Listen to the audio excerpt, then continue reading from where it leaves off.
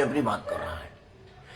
आज का जो महत्वपूर्ण मुद्दा यह है कि क्या भारतीय जनता पार्टी अपनी नादानियों से राहुल गांधी को ट्रेंड सेटर कर रही है। मतलब जो राहुल गांधी कर रहे हैं उसको भारतीय जनता पार्टी सेट करने में लगी हुई है और राहुल गांधी ट्रेंड सेटर बनकर के उभर रहे हैं, क्योंकि हर उस बात का कॉपी करना, हर उस बात का आलोचना करना, हर उस बात में घुसना राहुल गांधी को माइलेज देने जैसा है। आपको नहीं लग रहा है? राजनीतिक समझदारी तो इसमें होती कि राहुल गांधी जो काम कर रहे हैं उसको नोटिस ही नहीं किया जाता। उसका एक दो उदाहरण दूंगा, बाकी बहुत ज्यादा मैं नहीं दूंगा, क्योंकि मैं नहीं चाहता राहुल गांधी को माइलेज मेरे मुंह से मिले। उसके लिए भाजपा परिपक्वता काफी है। मध्य प्रदेश के एक छोटे से गांव के छोटे से अखबार में, मतलब मैं समझ रहा हूं कि अखबार का सर्कुलेशन 500,000 भी नहीं होगा। उस अखबार को 400-500 लोग भी पढ़ते होंगे कि नहीं मुझे नहीं मालूम। उसमें एक छोटा सा स्टेटमेंट छपा 50% कमीशन का,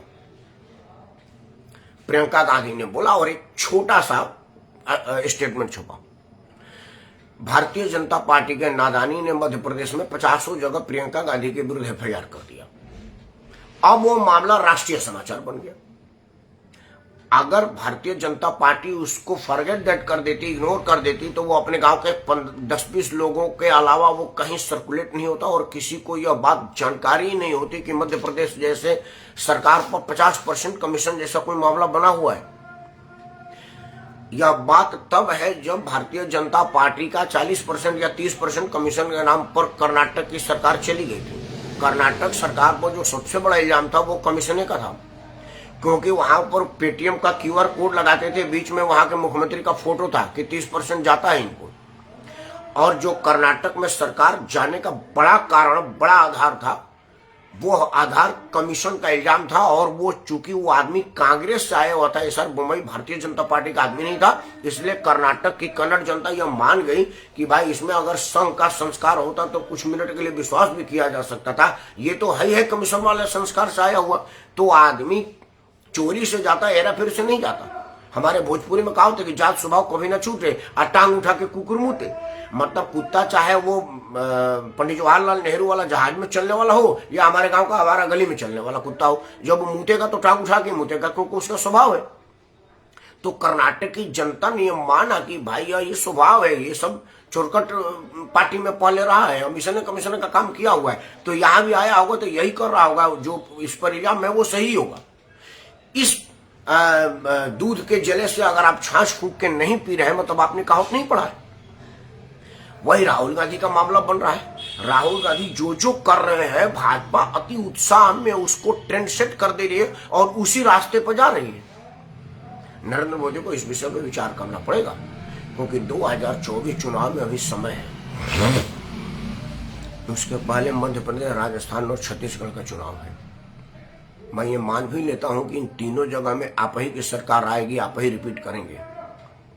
तब भी एक बात आपको समझना चाहिए कि लोकसभा का चुनाव अलग मुद्दे पर होता है और राज्य सरकारों के चुनाव अलग मुद्दे पर होती है।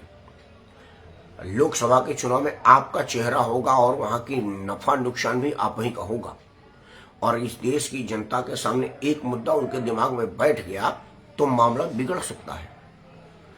आज मैं एक चैनल पर था, कांग्रेस प्रवक्ता के प्रश्न के जवाब में मैंने बोला कि अगर आपको एकता दिखाना है तो ये जो 3 राज्य चुनाव हो रहा है, मध्य प्रदेश, छत्तीसगढ़ और राजस्थान, इसमें एक कैंडिडेट उतार कर दिखा दीजिए, एक निशान, एक कैंडिडेट भाजपा के विरुद्ध।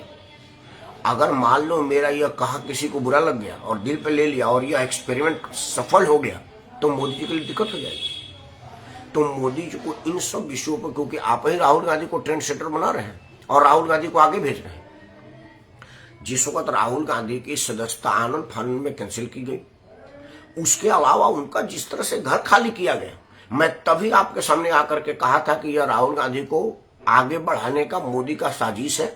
वो चाहते हैं कि राहुल गांधी लाइमलाइट में आवे और लोकसभा चुनाव में राहुल बनाम मोदी हो, और इसमें मोदी अपने छवि के काल में अपने राजनीतिक सूझबूझ के बलबूते बिल्कुल बाजी मार ले जाए। लेकिन मैं समझ रहा हूं कि नरेंद्र मोदी शायद भारत के जनमानस को बढ़िया से नहीं समझ पा रहे, क्योंकि यह जनमानस राहुल गांधी के पिता राजीव गांधी को 415 सीट दी थी और सिर्फ एक विश्वनाथ प्रताप के एक इल्जाम पर जो अब तक साबित नहीं हो सका कि बोफोर्स में दलाली ली गई है क्वातरिची के द्वारा, और क्वातरिची के माध्यम से राजीव गांधी के पास पैसा गया है। देश की जनता ने उनको 415 से 40 पर लिया दिया है। 415 तो नरेंद्र मोदी चुनाव भी नहीं लड़ते, राजीव गांधी तो 415 जीत के आए थे। मिस्टर क्लीन की छवि का ये हाल हुआ। इंदिरा गांधी को आयरन लेडी कहा जाता था। मैं ये नहीं जानता कि अटल बिहारी वाजपेयी ने कहा या नहीं कहा, हालांकि एक साक्षात्कार में अटल जी ने कहा था कि यह झूठ प्रचार है, मैंने आयरन लेडी नहीं कहा। हाँ, मैं इंदिरा गांधी का सम्मान जरूर करता हूँ, सम्मान करना ही बहुत है। अटल बिहारी वाजपेयी जैसा आदमी अगर किसी का सम्मान करता है तो निरर्थक नहीं कर सकता, वो उसका कारण है। तो इंदिरा गांधी को इस देश ने हरवा दिया था। इंदिरा के विरुद्ध पूरे देश भर में लहर बना था। पता चला कि अब गांधी परिवार का खात्मा हो जाएगा, लेकिन बहुत कम समय में इंदिरा जी का वापसी हुआ। जनता ने बोला आधी रोटी खाएंगे, इंदिरा को बुलाएंगे। इन सब बातों को ध्यान में रखते हुए भारतीय जनता पार्टी को, हालांकि भारतीय जनता पार्टी के प्रवक्ता बड़े सुलझे पढ़े लिखे और तार्किक ढंग से अपनी बात रखते हैं, इसमें कहीं कोई दो राय नहीं है। आम प्रवक्ताओं की तरह से गलथेती नहीं करते और बेमतलब की बात नहीं बोलते। लेकिन यह जो ट्रेंड सेटर आप बना रहे हैं अपने राजनीतिक बयानबाजियों से, अपने राहुल विरोध के प्रथम एजेंडा प्रथम से, उससे राहुल गांधी को फायदा पहुंच रहा है। और आपको लग रहा है कि राहुल गांधी को फायदा पहुंचा करके मैं ममता बनर्जी के ऊपर कर दूंगा, चंद्रबाबू नायडू के ऊपर कर दूंगा, अखिलेश यादव को ऊपर कर दूंगा, नीतीश कुमार को ऊपर कर दूंगा, तो यह आप भूल कर रहे हैं। क्योंकि ये सारे लोग राहुल गांधी को ऊपर नहीं कर सकते, ऊपर मान ही नहीं सकते। क्योंकि इंडिया गठबंधन अपने अपने क्षेत्रों में अपने अपने बलबूते चुनाव लड़ेगी। वो बेशक गठबंधन का नाम इंडिया होगा, वो अलग बात है, लेकिन पश्चिम बंगाल का नेतृत्व ममता बनर्जी ही करेगी, बिहार का नेतृत्व नीतीश कुमार ही करेंगे, महाराष्ट्र का नेतृत्व शरद पवार ही करेंगे, दक्षिण का नेतृत्व पी चिदम्बरम या स्टालिन या और जो लोग वहां के हैं वही लोग करेंगे। उसी तरह से केरल का नेतृत्व वो करेगा। अपने लोग ही अपना नेतृत्व करेंगे। में राहुल गांधी को माइलेज नहीं मिलेगा। और अगर राज्यों में छत्रपों के साथ आपका आमना सामना हो गया और छत्रप के नेतृत्व में चुनाव लड़ गए तो ये मुश्किल आ सकता है। इसीलिए इस विषय पर विचार जरूर किया जाना चाहिए। मेरा अपना मानना है कि कई बार होता है कि जब आदमी उस ऊंचाई को पा लेता है तो नीचे जमीनें बड़ी छोटी दिखती हैं। मुझे भी एक आध बार सौभाग्य प्राप्त हुआ है हवाई जहाज में यात्रा करने का। जब मैं दिल्ली स्थित अपने छत पर चढ़ता हूं तो लगता है सिर्फ घरे घर है, दिखता नहीं कि कहाँ समाप्ति है। लेकिन मैं जहाज से देखता हूं तो मेरा घर दिखता ही नहीं है, एकदम छोटे छोटे दिखता है कि कोई वो माचिस के डिब्बी की तरह से नीचे दिखता है, और कई बार तो दिखता ही नहीं। तो नरेंद्र मोदी या उनके लोग अभी वो ऊंचाई पा चुके हैं जिससे ये छोटे छोटे मुद्दे उनको दिखते नहीं होंगे। लेकिन असल में ये छोटे मुद्दे ही प्रभावी और कारगर होते हैं। बड़ा मुद्दा तो कभी कारगर हुआ ही नहीं, क्योंकि बड़ा मुद्दा तो है भ्रष्टाचार का, देश को क्या फर्क पड़ने वाला है भ्रष्टाचार का। बड़ा मुद्दा है जातिवाद का, देश को क्या फर्क पड़ रहा है। बड़ा मुद्दा है परिवारवाद का, देश को क्या फर्क पड़ रहा है। देश को फर्क पड़ा है कि अच्छा 20,000 करोड़ का दलाली ले लिया, सरकार गिर गई। देश को फर्क, अच्छा कोयला में घोटाला ले हो गया 1,76,000 करोड़ का, सरकार गिरा दी। अच्छा कोयला आवंटन में घोटाला हो गया, सरकार गिरा दी। 2G में घोटाला हुआ, सरकार गिरा दी।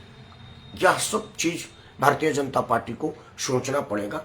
राहुल गांधी के कई ऐसे मुद्दों को जिसको भाजपा ने लपक करके ट्रेंडसेटर बनाया है, मैं उसका बखान इसलिए नहीं किया कि कम बोलना ज्यादा समझना और ना बोलना तो बिल्कुल बहुत बढ़िया समझना के नीति को मैं मानता हूं और आपसे अनुरोध करता हूं कि आप भी इस नीति को मानिए। खैर 2024 चुनाव से पहले 3 राज्य की चुनाव है और तीनों राज्यों के चुनाव में अपनी अपनी समस्याएं हैं। राष्ट्रीय स्तर पर क्या पृष्ठभूमि बनती है, मैं यहाँ किसी के प्रचार के लिए नहीं बैठा हूँ, लेकिन मैं एक सामाजिक कार्यकर्ता हूँ। सामाजिक मुद्दा और सामाजिक चेतना को समझने की कोशिश करता हूँ। तो मैं यह जरूर समझा कि चाहे वो चंद्रयान की लड़ाई हो या और मुद्दे की लड़ाई हो, हर मुद्दे पर लपक करके जवाब देना, सामने वाले को माइलेज देना होगा। और सामने वाले को माइलेज देने का मतलब है कि उस आदमी का मुफ्त में प्रचार होगा। मुझे नहीं लगता कि राहुल गांधी की पार्टी के लोग उतना प्रचार करते होंगे जितना राहुल गांधी के विरोधी राहुल गांधी को प्रचार देते हैं। और भारतीय जनता पार्टी तो एक छत्र काम करती है कि राहुल गांधी को प्रचार में बनाए रहती है, क्योंकि राहुल बनाम मोदी हो, इससे उनको फायदा हो या उनका विचार होता है। लेकिन कई बार जो आप सोचते हैं वो होता नहीं है। और अगर ऐसा होगा तो मुझे बड़ा अफसोस होगा, क्योंकि अभी पिछले 9 साल से, जो कि अब 10वां साल में प्रवेश हो गया है, एक स्पष्ट निर्णय लेने वाला राष्ट्रनायक देश में उभर करके आया है। देश में जो भी होगा वह देश विरोध कोई काम नहीं करेगा, यह मैं मानता हूँ, लेकिन कई बार स्पष्ट निर्णय लेने वाले की कमी की वजह से कई काम लटक जाता है। कई बार अब जैसे चंद्रयान-1 गया था, नाम क्या रखा जाएगा इसी में बड़ी परेशानी आ गई थी। तो कहो जो सोनिया गांधी वहां गई थी, उन्होंने बताया कि जवाहरलाल के अलावा और तुम मनमोहन सिंह किसी का नाम रख सकते हो? मनमोहन सिंह बिल्कुल, हम तो सोच भी नहीं सकते कि मनमोहन रखें, जवाहरलाल रखा जाएगा। लेकिन इस टाइम यह डिसीजन पैरालिसिस का मौका नहीं है। खाता ना भाई, जो मोदी साहब कहे वही सही। और हो सकता है इसमें आपको तानाशाही की बू आ रही होगी, लेकिन शासन तानाशाही से ही चलता है। शासन में ढूल मूल रवैया नहीं अपनाया जाता और ढूल मूल से शासन चल नहीं पाता है। इन सब विषयों को ध्यान में रखते हुए भारतीय जनता पार्टी को इन विषय पर गंभीरता से सोचना पड़ेगा।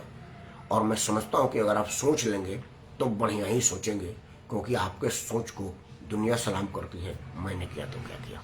खैर, चंद्रयान-3 की सफलता और उस स्थान का भगवान शिव के नाम पर रखने की मैं सराहना करता हूं और मोदी को इस काम के लिए बारंबार प्रणाम करता हूं, बहुत बहुत धन्यवाद देता हूं। और आपसे आग्रह करता हूं कि सबसे पहले तो आप इस वीडियो को लाइक करें, चैनल को सब्सक्राइब करें और इसे सभी समूहों में साझा करें, क्योंकि साझा करने से समस्या अपने समाधान को प्राप्त करती है और अगर समस्या का समाधान मिल गया तो समस्या मुक्त हो जाता है आदमी। जय हिंद, जय भारत, जय विज्ञान, मेरा भारत महान।